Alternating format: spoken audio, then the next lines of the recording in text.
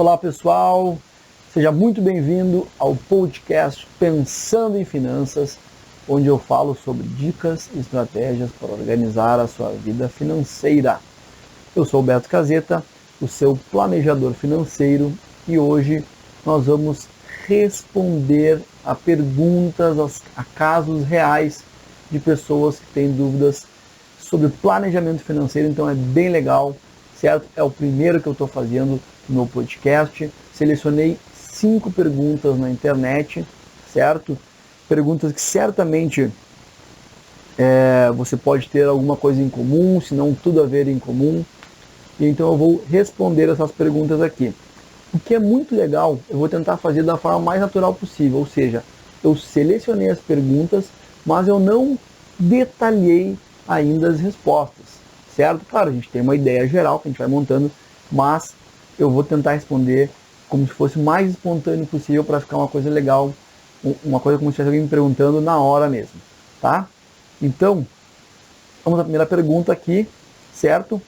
Tenho um financiamento de um imóvel e estou com dificuldades em pagar as parcelas em dias. O que fazer?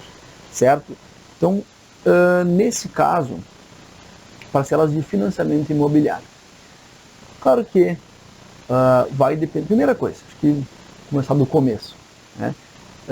Um erro comum que eu vejo as pessoas cometerem no financiamento imobiliário é sempre pegar de limite, né, de crédito que tem disponível, sempre o máximo. Né? Então, a pessoa geralmente sabe que a regra do crédito imobiliário é de 30%, né? A parcela inicial ela tem que ser 30% ou até 30% da renda comprovada, né? Ou a renda junto com o cônjuge, né? O esposo ou a esposa. Tá? E como é que ela faz o cálculo, então, quando vai escolher um apartamento, vai escolher uma casa para comprar? O certo seria calcular mais ou menos que tipo de parcela caberia no orçamento. Tá? Parece básico, às vezes o que eu vejo as pessoas fazerem é se basear no máximo que pode pegar. Então vamos dizer que a parcela máxima é R$1.000. Então ela pensa, com esses R$1.000, quanto que eu posso pegar? E aí vai escolher o imóvel. Né? Enquanto que deveria, vou escolher o imóvel, certo? Agora eu vou ver quanto que meu orçamento comporta de parcela, e aí sim, com base nisso, ver quanto que eu posso financiar, quanto que eu vou ter que dar à vista, se o que eu estou querendo comprar é compatível, né, com o meu orçamento. Daqui a pouco eu vou ter que dar uma no padrão do imóvel que eu quero comprar, isso para não comprometer futuramente o orçamento. Tá? Mas vamos supor que a pessoa então entrou no financiamento e por algum motivo, né, aumentou muito os gastos, ou a renda, né, teve alguma redução de renda, o cônjuge ficou desempregado, ou até ela mesma, né, e não está conseguindo pagar os financiamentos. Bom, nesse caso, o que ela deve fazer? Tá? Isso vai depender muito, é claro, de instituição para instituição. Tem instituições que aceitam, de repente, renegociar o contrato, certo? Alongar o prazo do contrato, buscar algum tipo de renegociação, mas não é o que eu vejo muito comum acontecer. Tá? Então, geralmente, o que vai acontecendo? A pessoa acaba atrasando uma parcela, ou paga uma parte dela, né, e deixa ali 1, 2 em atraso, não pode deixar a terceira em atraso, porque senão vem a notificação extrajudicial, e o financiamento imobiliário é rapidinho para pegar o imóvel. Tá? Então a pessoa vai meio que uma gambiarra, vamos dizer assim, no bom sentido, né, que vai deixando ali, deixa vencer 1, deixa vencer 2, paga sempre meio atrasado e tal, mas aí paga juros na parcela, isso não é o melhor caminho. Tá? A primeira coisa seria tentar readequar de fato a parcela no orçamento. Tá? Rever bem os gastos, rever bem as despesas, faz o planejamento, faz o orçamento, né, aquilo que eu sempre falo, e tenta dar um jeito daquela parcela caber no orçamento. Porque a parcela ela é decrescente. Tá? Então, se você conseguir adequar de alguma maneira isso, ao longo do tempo, ela vai se encaixando melhor ali no orçamento. Tá? Então o primeiro ponto seria esse, se for possível, enquadrar no orçamento. Tá? Segundo ponto, acho que é importante também rever se esse imóvel que está morando, se daqui a pouco não der para trocar por um outro tipo de imóvel. Tem que pegar um imóvel mais barato, né?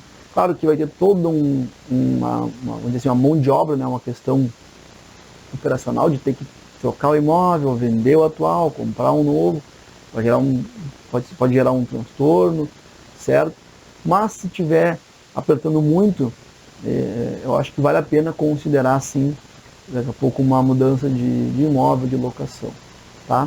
De locação não, desculpa, de troca de imóvel mesmo, tá? Mudar para aluguel, não sei se vai resolver, tá?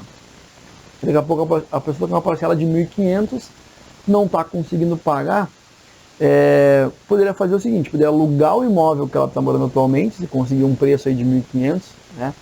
Se conseguisse que o aluguel pagasse a parcela, tá? E aí moraria de aluguel, um aluguel mais barato, também é uma estratégia, tem que ver aí muito caso a caso, certo? Então, a pessoa está gastando 1.500 de parcela, tenta vender o imóvel, alugar, de modo que o aluguel cubra essa parcela e se muda pagando o aluguel mais barato do que 1.500, tá? Também é uma situação um pouco mais incisiva, vamos dizer assim, mas também pode funcionar, tá? Bom, mas enfim, aí no caso, atrasou, não está conseguindo resolver de outra maneira, né?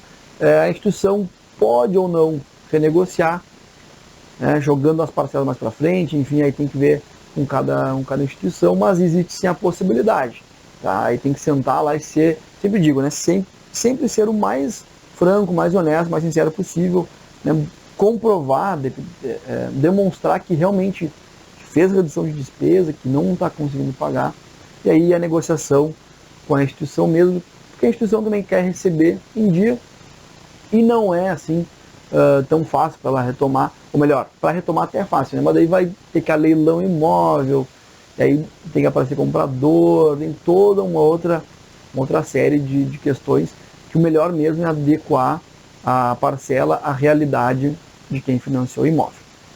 Tá bom? Então, vamos lá. Primeiro, tentar readequar de alguma maneira as parcelas, certo? Buscar uma solução dentro do orçamento mesmo. Uma segunda opção seria trocar o imóvel, né, e um imóvel que custe menos, tá? Terceira opção, daí sim tentar negociar com a instituição, certo? Vamos então para a nossa segunda pergunta, essa aqui, bem interessante. Devo ter uma conta conjunta com o meu cônjuge? Pergunta bem interessante, tá?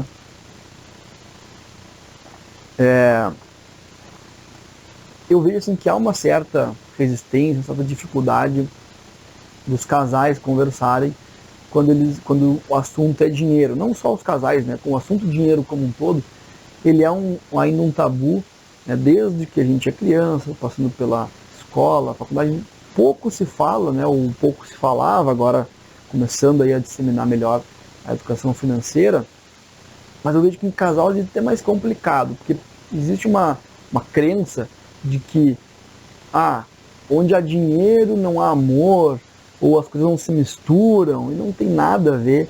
Isso é uma grande bobagem. Pelo contrário, né, onde realmente amor pode se falar de tudo, inclusive de dinheiro, deve se falar de tudo, inclusive de dinheiro.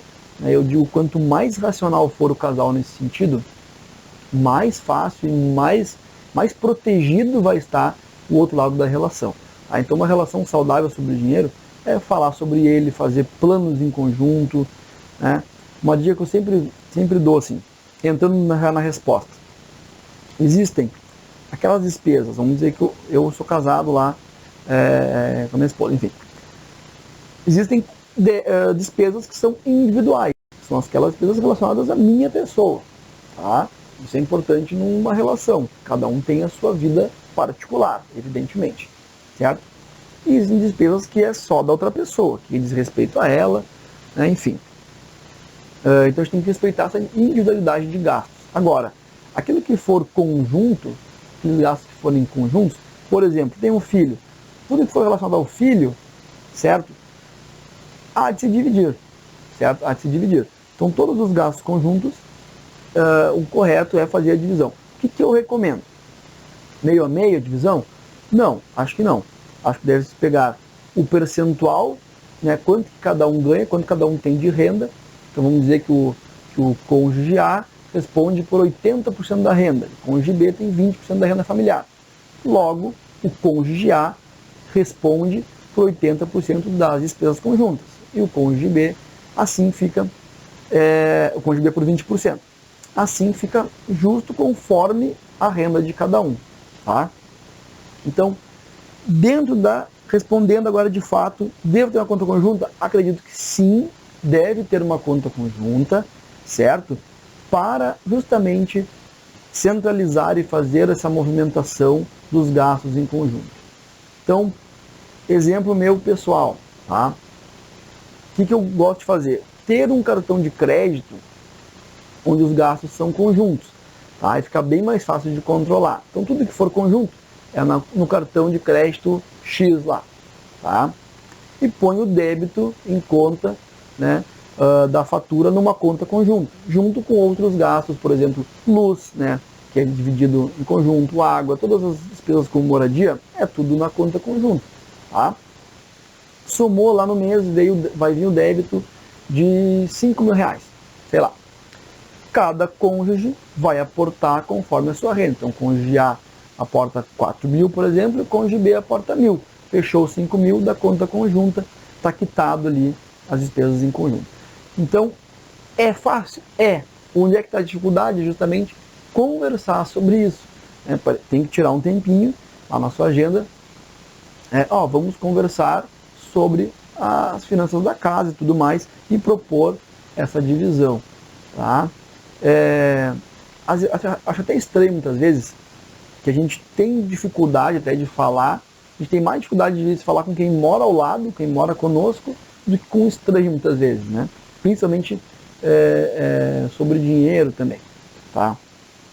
Então, é fácil? É. O difícil é a comunicação, por incrível que pareça, tá? Mas superado isso, eu acho que sim vale a pena fazer uma conta conjunta para os gastos em conjunto, ok? E ainda nessa linha, uma terceira pergunta é: como falar com os filhos sobre redução na renda familiar? Saí do meu emprego e, com isso, tive uma diminuição significativa de renda. Como posso conscientizar meus filhos sobre a nova situação financeira da família? Olha que delicado, né? Importante também, né? A questão de novo da comunicação com a família e tudo mais. Bom, primeira coisa, depende muito ali da idade dos filhos, né? Qual é a idade que seriam esses filhos? Na pergunta aqui não tem a descrição, tá? Mas vamos supor que tem uns filhos que já entendem, né, que existe ali uma relação de consumo, que o dinheiro é necessário para comprar bens, para comprar materiais, enfim. Então, eles compreendem essa situação, mas daqui a pouco não tem a maturidade, né? Um filho de 18 anos, 19, 17, que já entende mais, né, do mundo real. Vamos pegar uma faixa intermediária de idade. Tá?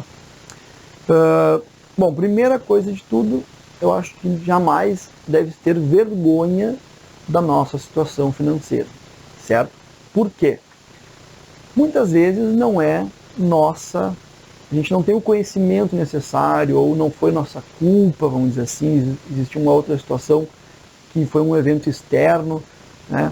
É claro que se a pessoa ficou desempregada, teve uma diminuição de renda, primeira coisa, ela deveria ter feito uma reserva financeira para justamente lidar com esse período de crise, período de redução de renda. Então, no mundo ideal das finanças, essa pessoa já teria feito uma reserva ali que varia, sei lá, de 2 a 12 meses de renda. Então, se ela ganha 5 mil reais, ela deveria ter guardado pelo menos 10 mil reais até 60 mil reais para ela ter uma folga justamente num caso de desemprego. Mas, de repente não foi o caso aqui e tal, ou até foi, mas a pessoa vai ter que reduzir as despesas. Como é que ela conversa com os filhos? Olha, os filhos, a gente muitas vezes subestimamos eles, achamos que eles não têm capacidade de compreensão no nosso mundo complexo e tudo mais. E, primeiro, eu não sou especialista em educação infantil, tá? Mas eu acredito que a gente acaba subestimando, sim, a capacidade dos nossos filhos de entender. Então, por isso que eu defendo que deve-se, sim, conversar abertamente com os filhos e nada mais simples, mais claro do que ser transparente. De novo, juntar, fazer uma reunião familiar e explicar a situação. Antes a gente tinha uma renda, não precisa nem detalhar o valor da renda, mas nós tínhamos uma renda específica, né?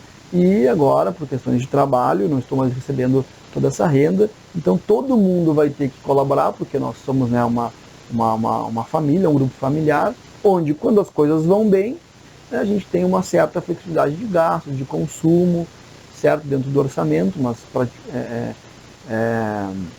praticamos um consumo maior, evidentemente. Mas agora a situação mudou um pouco, então eu preciso da compreensão de vocês. De novo, é fácil, é como se você estivesse falando com qualquer pessoa. Às vezes é difícil porque a família, quando a gente trata de assuntos familiares, existe um carregamento emocional muito grande. A gente se emociona muito fácil, a gente perde, às vezes, a razão, a gente se irrita mais fácil, né? A gente se entristece mais fácil também. Tudo isso acaba atrapalhando essa comunicação que deveria ser fácil sobre dinheiro. Tá? Mas, de uma maneira geral, é simples, é conversar mesmo, explicar a situação. E o segundo ponto, que é tão importante quanto o primeiro, é, fazer alguma coisa a respeito. Tá? Se comprometer com a família. Dizer, olha, a situação é essa momentânea, mas eu tenho um plano, eu tenho um planejamento de retomar a renda que eu tinha antes, e tal, em tanto tempo. Eu preciso da compreensão de todos para que a gente, de fato, consiga melhorar futuramente. De novo, não há de ter vergonha da situação financeira jamais. O que eu acho, daí sim, a gente tem que ter bastante consciência, do momento que aconteceu o problema em diante. Uma coisa é você ter o problema e não resolver, esconder, jogar para baixo do tapete. Agora, isso sim tem que ter vergonha, tem que sentir vergonha de não resolver os problemas ou jogar no colo dos outros. Agora, se a gente está disposto a resolver, melhorar, aí a gente não tem que ter vergonha nenhuma. Pelo contrário, tá? Então, de novo, comunicação acho que é o mais adequado aqui. Sei que é difícil, tá?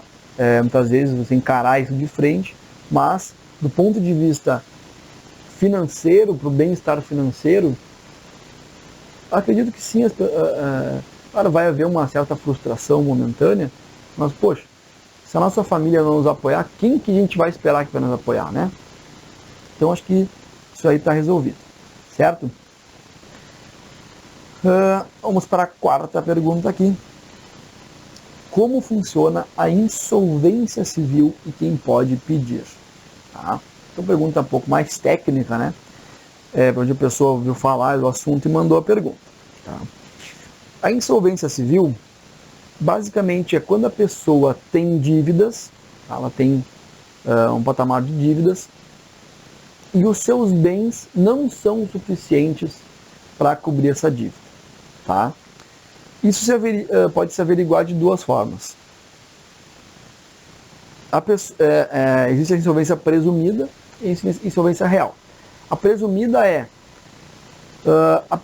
sabe-se que a pessoa está fazendo existem alguns elementos que mostram que a pessoa está, por exemplo, se desfazendo de bens, né? Que está fazendo dívidas aí que que sua renda não comportaria, enfim, é uma série de situação jurídica, tá? Onde fica, vamos dizer assim, fica nítido a insolvência, embora não declarada. Tá? Ninguém declarou a insolvência da pessoa, mas está nítido, né? E por isso algum credor pode vir a solicitar. Tá? É tudo via judicial. Tá? Tudo via judicial. Algum credor da pessoa tem que entrar com o pedido ou até ela mesma pode entrar. Tá? Não vou entrar em detalhes jurídicos, porque não é exatamente a minha área, né? Mas a insolvência civil pode ser declarada assim. Tá? Quem pode pedir? O credor ou até mesmo a própria pessoa, certo? O que acontece? Quando ela faz isso, ela está dizendo, eu não tenho capacidade, não tenho competência para fazer a administração do meu dinheiro, das minhas dívidas, dos meus bens, então eu declaro que não tem como pagar, e com isso abre-se uma negociação com os credores, certo? Os credores, vai existir um intermediário, né, que é um administrador judicial, que ele vai daí sim administrar os bens da pessoa e vai equalizar com os credores para conseguir fazer os pagamentos. Tá? Então a pessoa deixa de gerir o seu próprio patrimônio e um terceiro que passa a fazer essa gestão de modo a quitar a dívida com os credores, certo? É mais ou menos parecido com a falência da pessoa jurídica, tá? Vem a ser algo semelhante. A pessoa declara que não tem mais de fazer os pagamentos, os meus bens não são superiores às minhas dívidas, então de alguma maneira vai ter que se dar uma negociação, enfim, tá? Então existe. A gente sempre, até a nossa missão, né, como educador financeiro, é que jamais alguém chegue nesse ponto de ter mais dívidas do que patrimônio. Mas a gente sabe que pode acontecer.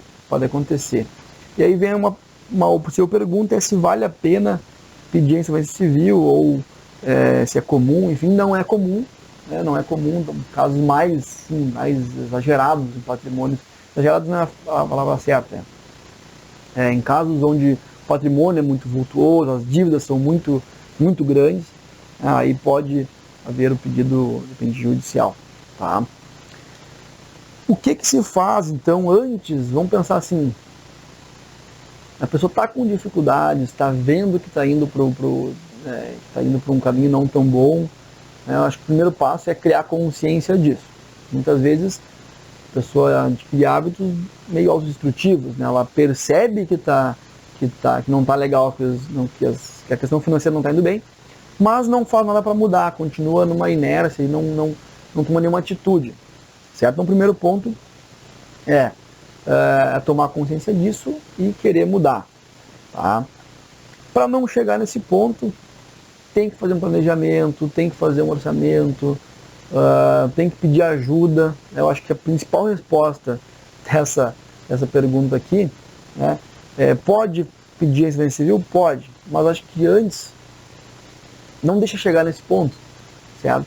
Eu acho que a gente tem um erro que a gente comete, e eu me incluo nessa conclusão, é que nós temos muitas vezes medo ou vergonha de pedir ajuda quando a gente não está indo bem em alguma área. E isso é uma questão que não precisaria ser dessa forma. Quando a gente está em dificuldade, a gente tem que pedir sim auxílio para algum especialista, para alguém nos ajudar a resolver, tá? Antes que chegue num ponto onde está muito, muito complicado. Juntando essa resposta com a anterior, né, questões familiares, por exemplo, conta conjunta, falar com filhos, né? Se eu pudesse fazer uma recomendação interessante aqui, é o seguinte: como eu falei, sempre que envolve questões familiares, é mais difícil, é mais complicado. Envolve questões afetivas, questões não resolvidas, a morte de alguém, de um ente querido, enfim, cria-se um conflito, certo? Carregado de emoções, carregado de pensamentos, às vezes com o melhor das intenções, mas naturalmente surge a questão do conflito. No Brasil não é tão comum, mas eu acredito que tende a crescer bastante, é a figura justamente do planejador financeiro entrando nessa negociação como vamos dizer assim, um árbitro, né? Alguém que vai trazer uma visão de fora do conflito familiar e vai propor uma resolução racional do ponto de vista financeiro. Vai tentar tirar o carrego emocional, vai trazer uma visão mais técnica sobre o assunto. As pessoas costumam fazer isso, elas já fazem isso. Quando tem um problema de saúde, né, traz um profissional especializado para debater o assunto na família. Quando tem um problema de judicial, né, se traz um advogado para conversar, onde a gente tem especialistas em várias áreas. Por que não, quando o assunto é finanças, não trazer um especialista, alguém de fora, para conversar, para interferir no meio familiar? Isso também é uma crença, daqui a pouco, ou até um hábito, uma cultura, que a gente seria interessante a gente começar a quebrar. Então, tá com um problema familiar grave lá, no meu dia a dia, o que eu vejo bastante? É a questão, né, de um familiar tá com uma situação de saúde mais complicada e tudo mais, e a gente sabe que naturalmente ninguém vive para sempre, e aí começam algumas especulações, né, de divisão de bens e tudo mais, ou até de dívidas mesmo, que vão acabar impactando na possível herança e tudo mais. Então, nesse caso, eu acho que é bem interessante, quanto mais grave a situação for, mais interessante é de trazer aí alguém de fora, um especialista, para ajudar. Perfeito? Então, acho que essas perguntas estão relacionadas, né? Estão relacionadas. E a última pergunta, então, a pergunta número 5, a quinta pergunta aí já é pensando no investimento. Tá? Então, as perguntas anteriores foram questões familiares, questões um pouco mais problemáticas, tá? E a última tenho 15 mil reais e penso em investir 10 mil em um fundo imobiliário. É uma boa ideia? Bom, vamos lá. É uma pessoa que a gente deduz que está começando a investir, né? Eu tenho 15 mil, é um valor bacana e tal, mas está começando aí os seus investimentos, certo? Que é o caminho que a gente espera naturalmente quando a gente começa a organizar a nossa vida financeira. A gente começa lá com 100 reais, 200 reais, 500, vai indo, e é um ciclo virtuoso, né? Então a gente começa com um pouquinho, mas vai criando esse hábito, a gente rapidamente aí começa a ter valores maiores. Eu, nesse caso aqui, tenho 15 mil, tá? E penso em investir 10 mil em um fundo imobiliário. Primeiro, o que é um fundo imobiliário? Resumindo, é um fundo, é um grupo de pessoas, certo? Que se reúne para fazer investimentos no setor imobiliário. Tá? As pessoas, lógico, elas não se conhecem, né? Esses fundos são distribuídos, né, por corretoras, tá? São formadas, né, por gestoras distribuídas na Bolsa de Valores, na verdade, né? Através de uma corretora você consegue comprar, então as pessoas não se conhecem, né? Mas é uma reunião lá, então, de investidores para investir no setor imobiliário. Tá? O fundo imobiliário ele pode investir